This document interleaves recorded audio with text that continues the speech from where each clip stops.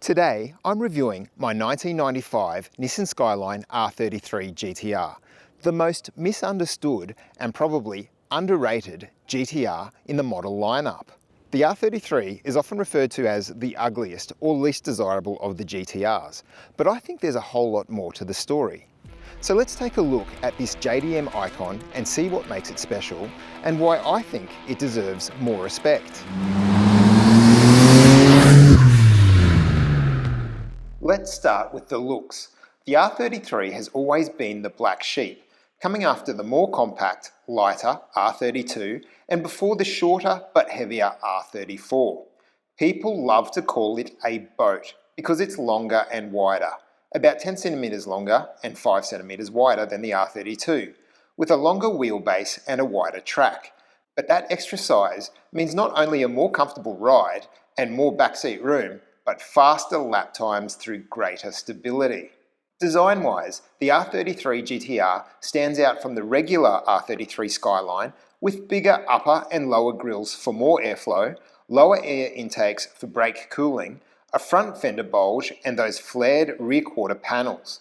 I personally think the rear lights are the best of any GT-R generation. They have this interesting 3D afterburner effect. And here are a couple of fun facts. Those rear lights are actually not perfect circles, they're ovals. Also, the headlights were apparently designed to look like two eyes peering out of a race helmet. So there's a couple of tidbits for you anoraks out there. The boot line is lower than the sides, and the rear wing is adjustable with 4 different angles for drag and downforce. The R33's coefficient of drag is 0.35, which was pretty impressive for the time. This particular car is a 1995 Series 1 non-V-Spec, so it's one of the first R33 GT-Rs. The regular R33 Skyline came out in 1993, and the GT-R concept debuted at the Tokyo Motor Show that same year, looking a lot like the R32, with a similar front grille. But Nissan took 2 more years to develop the R33 GT-R, with one big goal, a sub 8-minute Nürburgring lap time. That was a huge leap over the R32 and it put the Porsche 911 squarely in Nissan's sights. In fact, the R33 GT-R was the first production car to break that 8-minute barrier. Only about 16,000 R33 GT-Rs were produced between 1995 and 1998, which is just over a third of the number of R32s Nissan produced, making it the rarest of all the GT-Rs. When Nissan set out to create the R33 GT-R, they faced a huge challenge. The R32 GT-R was a legend, dominating Group A racing and earning a cult following for its raw, uncompromising performance. The R33 had to live up to that legacy, and ideally surpass it, not just in terms of speed, but also in refinement, technology, and everyday usability. The R33 was always going to struggle to achieve the racing pedigree enjoyed by its predecessor. The R32 GT-R was developed specifically to dominate Group A racing, and it did just that, earning the nickname Godzilla for its total dominance in Japan and Australia. By the time the R33 arrived, Group A regulations were being phased out or had already ended in many major series. The racing landscape was shifting, and the categories that made the R32 a star simply didn't exist in the same way for the R33. The R33 GT-R competed in the N1 Taikyu Endurance Series in Japan, which focused more on production-based endurance racing rather than the sprint-style, heavily modified Group A races. While the R33 was successful in N1 Taikyu, this series didn't have the same international profile or level of competition as Group A, so its victories didn't capture the world's attention in the same way. When development of the R33 began, Nissan originally planned for the coupe to have a shorter wheelbase than the sedan, and no turbo model was even considered. That all changed when they decided to put the coupe on the same wheelbase as the sedan, which set the stage for the GT-R. The R32 was designed around a zero-lift concept, with a big rear spoiler for stability, but it had a high coefficient of drag, 0.40, which wasn't even great back then. The R33, facing the new N1 Taikyu Endurance Racing Series, needed to be stable at sustained speeds over 250 km per hour, so Nissan put a huge emphasis on balanced aerodynamics and cooling. The design theme was sophisticated strength, superior aero, cooling, and a wider tread, but designers also wanted a look that suggested speed and power. Chief designer Hidetoshi Nishizumi said the R32 had excessive front lift, so the R33's longer front overhang and large front bumper openings were developed to reduce lift and improve cooling. The rear spoiler is a Y shape, adjustable for track days, and the production car ended up looking much more aggressive than the prototype, with a wider, lower body for a lower centre of gravity. Wind tunnel and road testing led to a coefficient of drag of 0.35, beating the R32's 0.40, and a much better front to rear downforce balance. The front coefficient of lift dropped to 0.09 and rear downforce was 0.03 with the spoiler flat. Even with the bigger body, the R33 was more stable and better balanced at speed. Nissan's high traction layout was all about improving chassis performance. The R33 GT-R's body rigidity was increased by 40% over the R33 GT-S, and a massive 150% over the R32 GT-R. This was achieved by adding extra bracing, including front and rear strut tower bars and several crossbars under the floor and around the suspension. Nissan also upgraded the front suspension from an I shape to a stronger A-shaped upper arm, which improved side-to-side rigidity by 90%. These changes made the car feel solid and responsive, especially during hard driving. The R32 was criticised for being too front heavy, with a 60-40 weight distribution and a big fuel tank behind the rear wheels. The R33 fixed this by moving the fuel tank under the rear seats, relocating the battery to the boot, and moving as much weight as possible toward the centre. The result was a 55-45 weight distribution and a lower moment of inertia, making the car feel more nimble and direct. To offset the extra bracing and rigidity, Nissan engineers went on a weight-saving mission. Aluminium bonnet and fenders, plastic headlights, lighter intercooler, hollowed side door beams, less sound deadening, electric super high CAS, hollow rear stabiliser bar, lighter ABS actuator, aluminium wheels, and more. Even the engine mount insulators and brackets are aluminium, and the fuel tank is plastic. The R33 ended up about 100 kilograms heavier than the R32, but only 30 kilograms of that was up front, with the 70 extra kilograms in the rear. There were a couple of minor drawbacks. The battery is difficult to access, the rear strut bar takes up boot space, and the fuel tank shrank from 72 litres to 65 litres, so range is a bit lower. The RB26DE-TT engine is basically the same as in the R32, but with more boost and better flowing turbos for more torque and response. The ECU was upgraded from 8-bit to 16-bit for better control and reliability, and the block is rumoured to be more rigid than the R32's. In stock form, the race-bred 2.6 litre dual overhead cam 24-valve inline 6 pumped out about 220 kilowatts. The official line was 206 kilowatts to keep the wowsers happy, and 368 newton meters of torque, which was a reported 15 newton meter improvement over the R32. This car has clearly had a bit of engine work done, with aftermarket Dash 5 turbos, intakes and exhaust. The clutch has been upgraded too, and it's quite heavy and a little like an on-off switch. The Atessa ETS Pro all-wheel drive system is a big step up. What's that? It is Advanced Total Traction Engineering System and Electronic Torque Split Pro. The hardware is similar to the R32, but the software is much smarter. The R32 was notorious for understeer and abrupt torque split. The R33 system locks up the transfer case earlier and uses better sensors, making the car more precise and predictable, especially at the limit. The V-Spec model's got an electronically controlled active LSD, but even the standard R33's Atessa is a big improvement.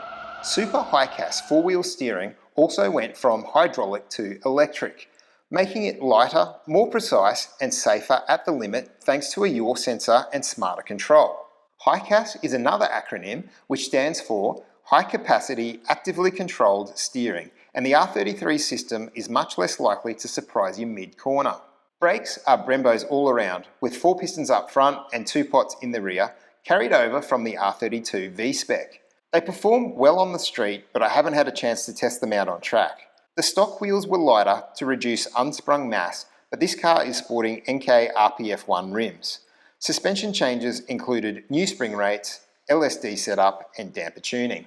Inside, well, it's pretty bland. Honestly, it reminds me of a garden variety Nissan Maxima, but there are a few things to remind you you're in something special. The tach goes to 10,000 RPM, you get triple meters for boost, oil temp, and front torque, and the seats are deep buckets with semi-suede material, and they're super supportive, but the headrests are definitely designed for shorter, Japanese people. The seatbelt extenders are unique, but feel a bit flimsy and fragile. The 5-speed gearbox has long mechanical throws, and it's an absolute joy to rev the motor through to the 8,000 RPM redline. And there are plenty of coin slots. Must have been a lot of tolls in Japan, or GT-R drivers are fiends for pachinko.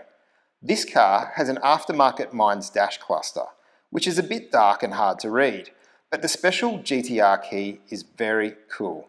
The digital aircon is peak 90s. Simple, clear, and it just works. This car has an aftermarket stereo, which is fine, but I wish it still had the standard radio and cassette player for the sake of originality. By far, the biggest disappointment in the interior is the stock steering wheel. It's an airbag wheel, and because of this, it looks bulky and bad. I also think the diameter of the wheel is simply too big, and hence the steering is not direct enough. Later series R33s received a marginally better steering wheel, but I am very tempted to replace this one with an R34 item, which I'm sure you'll agree would look much better, but I think there may be some complications with the airbags and potentially high CAS. It might be too much work. If you have any info, I'd appreciate your thoughts in the comments. Overall, the interior is drab, plain and cheap, but Nissan clearly spent the money on developing the driveline and engine, which is the right call if you ask me. The boot is big and practical, visibility is good, and thanks to the longer wheelbase, there's more backseat room than the R32 or R34. The rear strut bar is a nice touch, but again, the battery is in the boot and is a pain to access. So what's it like to drive? Well, the 33 GT-R is heavier than the 32, about 100 kilograms heavier in fact, but it is stiffer and it's certainly more refined. The car does feel planted, especially during fast sweeping corners, and that's probably helped by the longer wheelbase and wider track. The gearing of the 5-speed gearbox is quite long, but the car is fast once you're on boost, say above about 3,800 RPM.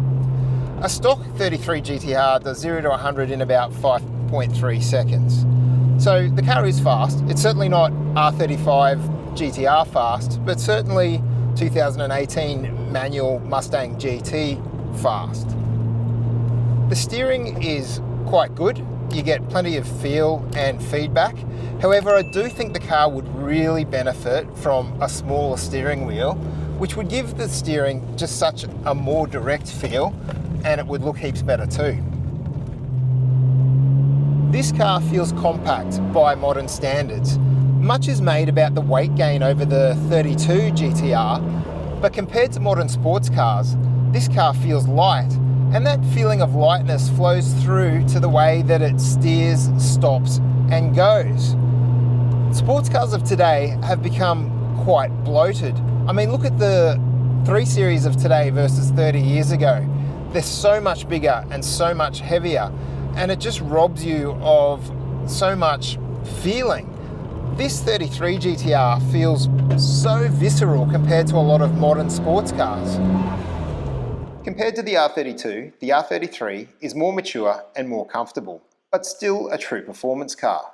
The R32 is raw and race bred. The R34 is high-tech, hyped and hyper expensive. So the R33 could be the sweet spot if you do a lot of driving or take long trips.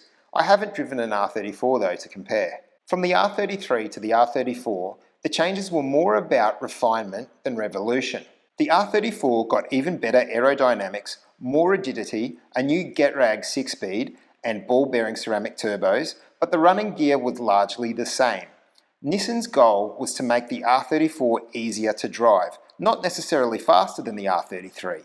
The R34's Nürburgring time was only a few seconds quicker, and a lot of that was down to aero tweaks and suspension refinements. Advancing tyre technology may have also played a part in the extra pace. I sometimes wonder, why didn't Nissan bring the R33 GT-R to Australia? Nissan just never officially brought it here, which is a shame because it would have been perfect for our roads. Perhaps it would have been simply too expensive at the time. Nissan brought in a limited run of 100 R32 GT-Rs, and they were priced at 110,000 Australian dollars, which was huge money in 1991, and many were sitting on dealer lots for over 12 months. ADR compliance could have been another significant complication and expense. ADRs baffle me. Do we really have design requirements that are that different to the rest of the world? Or was it simply to help keep locally manufactured cars competitive? Anyway, that's a whole other video. So, is the R33 GT-R the ugly duckling, or is it the smart money GT-R? For me, it's definitely the latter. It's rare, it's fast, it's comfortable, and it's packed with cool tech for its time, which doesn't dilute your driving enjoyment. If you're looking for a GT-R, the R33 is worth looking into and a fantastic choice. And it's only getting more collectible, and for 70 to 80,000 Australian dollars, you can pick yourself up a very clean example. I hope you enjoyed the video. I have another video on an interesting JDM import coming soon. Thank you for watching. I'd really appreciate a like and subscribe, and I'll see you in the next one.